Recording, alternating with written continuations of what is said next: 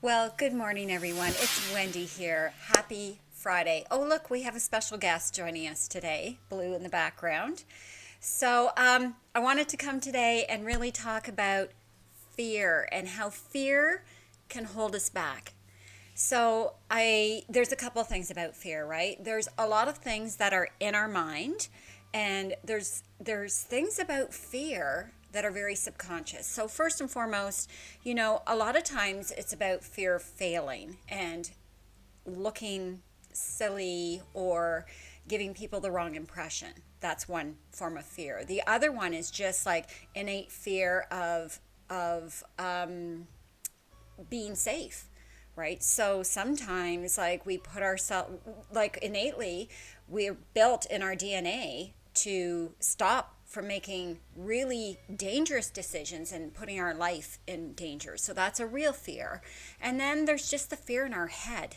So it could be an unconscious fear of heights or an unconscious fear of spiders. Like, who knows? But there are phobias, and there's definitely legitimate fears out there that people have, for sure.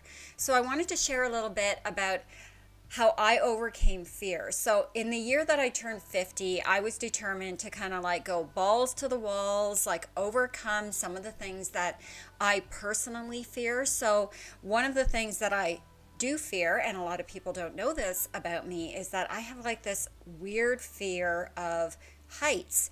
And it's usually movement around heights, like Ferris wheels. I don't know if anybody else has that fear, but like, I know that I've been in, the skyscraper towers out there that you stand on the glass floor. Well, that just, in the pit of my stomach, I am just like, get a really weird feeling about that. And I'm sure there's lots of people out there that have experienced that.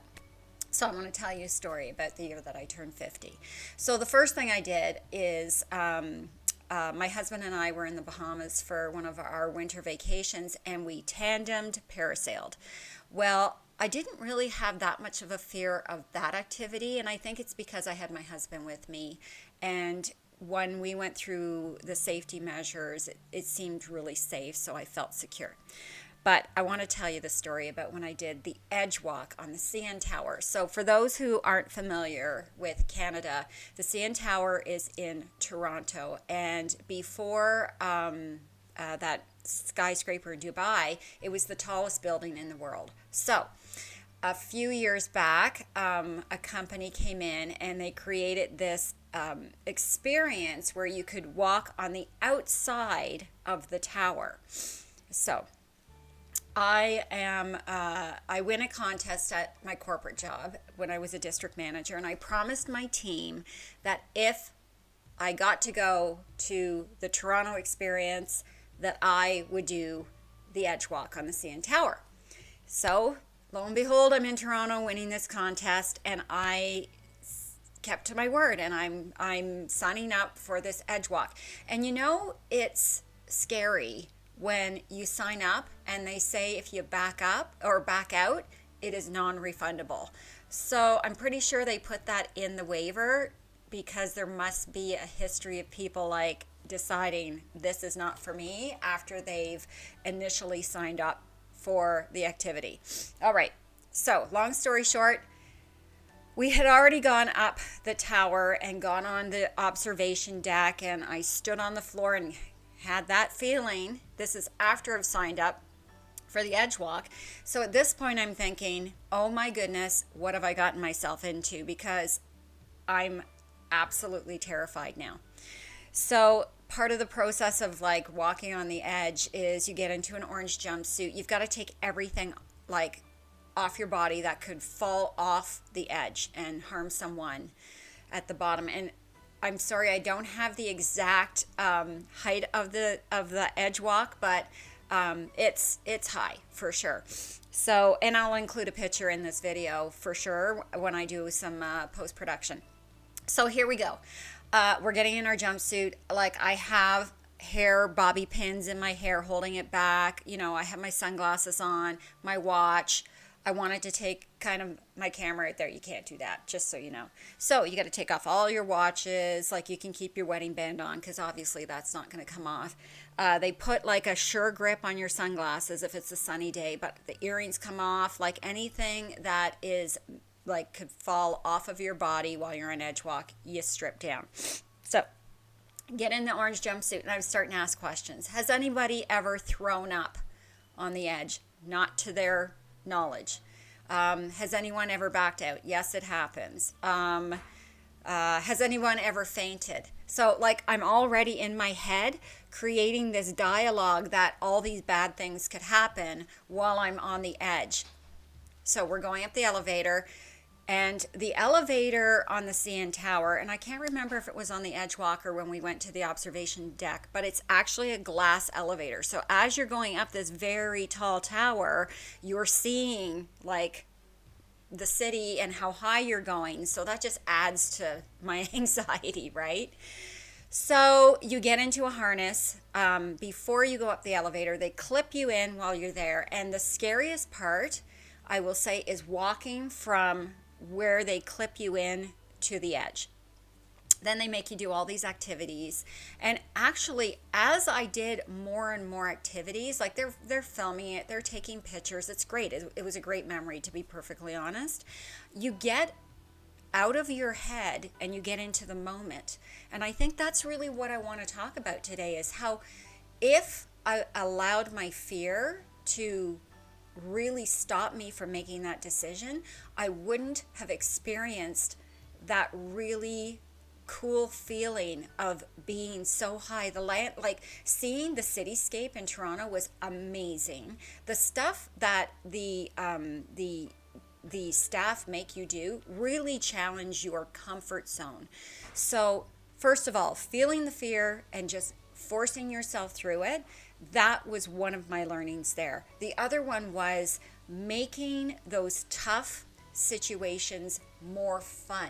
And that's what, the staff member did, was by keeping us active throughout the whole thing, it really made it fun. And you forget about your phobias and your fear because you're in the moment, you're enjoying it, your activity is keeping your mind off of that anxiety. And then the sense of accomplishment after I was done was amazing.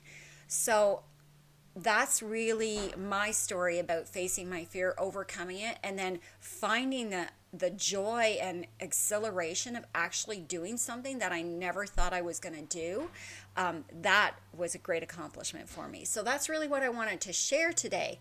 So I know that you can do this because I could do it. And I mean, it's not like I was young and I'm not a thrill seeker for sure. It's not in my DNA.